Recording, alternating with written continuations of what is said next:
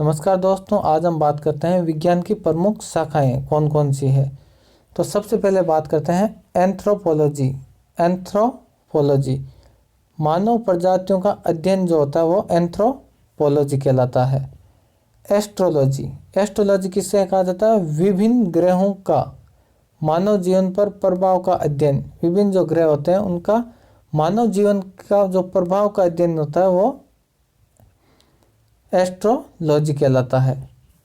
Aeronautics, aeronautics वायुयान से संबंधित है। वायुयान संबंधित सभी तथ्यों का अध्ययन जो होता है वो एरोनॉटिक्स कहलाता है। नेक्स्ट बात करते हैं एक्वास्टिक्स। एक्वास्टिक्स जो होता है वो ध्वनि से संबंधित विज्ञान है। तो आपका क्वेश्चन आ जाए कि ध्वनि से संबंधित विज्ञान कौन सा है, तो एक्वास्टिक्स जो होता है वो ध्वनि से संबंधित होता है।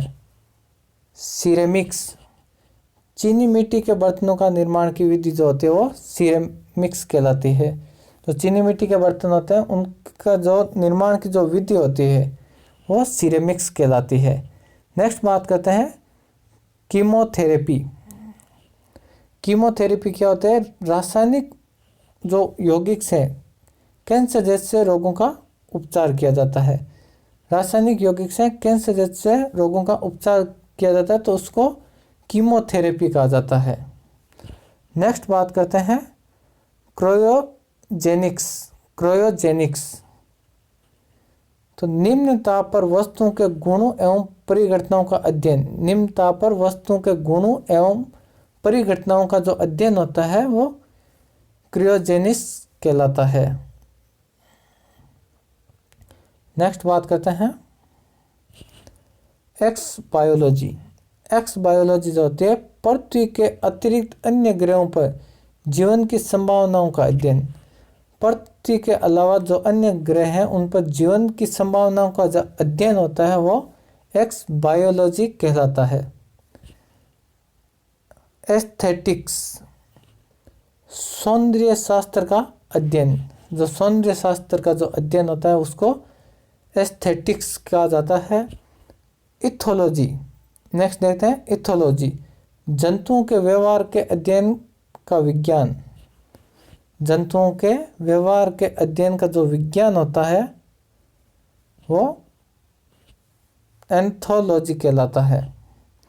नेक्स्ट बात करते हैं इपिग्राफी। इपिग्राफी जो होती है शिलालेख संबंधी ज्ञान का अध्ययन किया जाता है। इपिग्राफी के अंदर शिलालेख संबंधी ज्ञान का अध्ययन किया जाता है। अब जेनेटिक्स, जेनेटिक्स जीवों से संबंधित है। जीवों की वे वंश परंपरा का अध्ययन जेनेटिक्स कहा जाता है। जैसे ग्रेगर जॉन मेंडल ने जेनेटिक्स के बारे में बहुत अच्छी तरह से बताया था। हाइड्रोपैथी, जल से रोगों की चिकित्सा। जल से रोगों की चिकित्सा जो होती है वो हाइड्रोपैथी कहलाती है। हाइजीन, अगला देखते हैं हाइजीन, स्वास्थ्य की देखभाल करने वाला विज्ञान। स्वास्थ्य की जो देखभाल करने वाला विज्ञान होता है वो हाइजीन कहलाता है। होलोग्राफी, लेजर पुंज के से त्रिविमीय चित्र बनाने की विधि जो होती है वो होलोग्राफी कहलाती है। अब बात करते हैं होरोलॉजी। होरोलॉजी जो होता है वो समय मापने से संबंधित विज्ञान है। समय का मापन करने का जो विज्ञान होता है वो होरोलॉजी कहलाता है। नेक्स्ट बात करते हैं हिस्टोलॉजी। हिस्टोलॉजी जो ऊतक के बारे में अध्ययन किया जाता है उसको हिस्टोलॉजी कहा जाता है। ऊतकों का अध्ययन जो हिस्टोलॉजी कहलाता है। हीलियोथेरेपी, सूर्य की किरणों से रोगों का उपचार। जो सूर्य की किरणों से जो रोग होते हैं उनके उपचार को हीलियोथेरेपी कहा जाता है।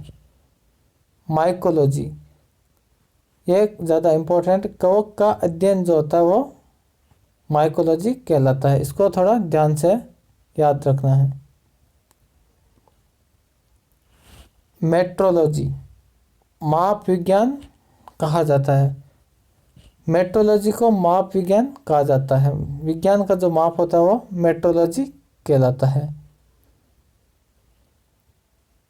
न्यूमिस्मेटिक्स, सिक्कों के अध्ययन का विज्ञान। जो सिक्कों का जो अध्ययन होता है उसको न्यूमिस्मेटिक्स कहा जाता है। ओडोंटोग्राफी, ये दांतों से संबंधित होती है। दांतों का अध्ययन जो होता है वो ओडोंटोग्राफी कहलाता है। ऑर्थोपेडिक्स, विकलांगता का अध्ययन। विकलांगता का जो अध्ययन होता है वो ऑर्थोपेडिक्स कहलाता है। नेक्स्ट बात करते हैं पोमोलॉजी, फलों का अध्ययन। फलों का अध्ययन जो होता है वो पोमोलॉजी कहलाता है। पेडागोगी की बात करते हैं तो अध्यापन कला का अध्ययन। अध्यापन कला का जो अध्ययन होता है वो पेडागोगी कहलाता है। नेक्स्ट बात करते हैं फिलेटेली, टिकट एकत्रित करने की प्रकृति, तो उसको फिलाटेली कहा जाता है। तो आज के लिए बस इतना ही। हमारा चैनल अगर अच्छा लगा हो तो लाइक करना, शेयर करना एंड सब्सक्राइब करना बिल्कुल ना भूलें। धन्यवाद।